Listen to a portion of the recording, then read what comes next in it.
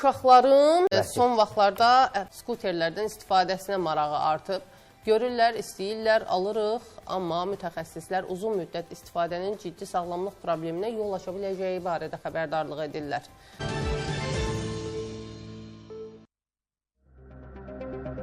Mən şəxsən uşaqlarıma skuter sürməyə icazə vermirəm.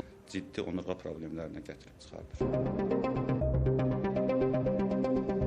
Son illər uşaqlar arasında skuter istifadəsi sürətlə yayılıb. Günün böyük hissəsini skuterlə keçirən az yaşların sayı artır. Valideynlər bunu əyləncə və rahatlıq hesab etsələr də, uzun müddətli istifadə uşaqların sağlamlığı üçün ciddi risk yarada bilər. Mən skuterə çox əleyhinəyəm. Skuterin hər halda bir tərəfə xeyri olsa da bir tərəfə zərəri var. Onu da bacaran lazımdır. Bel bükülür, onurğa əyilir.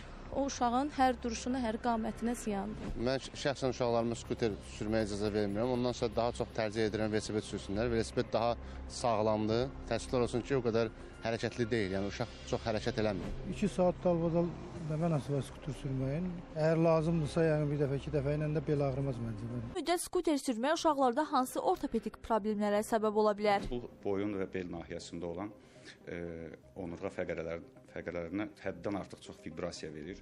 Bu həm gələcəkdə əzələ zəifliyinə, həm uşaqlarda onurğa əyriliklərinə, oynaq problemlərinə səbəb ola bilər. 2 saat, 3 saat ərzində və bundan artıq sürmək məsləhət deyil. Qoruyucu vasitələrdən istifadə edilməməsi isə xəsarət riskini daha da yüksəldir. Uşaqlarda skuter sürmə zamanı ciddi travmalara yol aça bilər skuterdən yıxılma. Ona görə mütləq dizliklərdən və dəbilqədən istifadə etməlidir.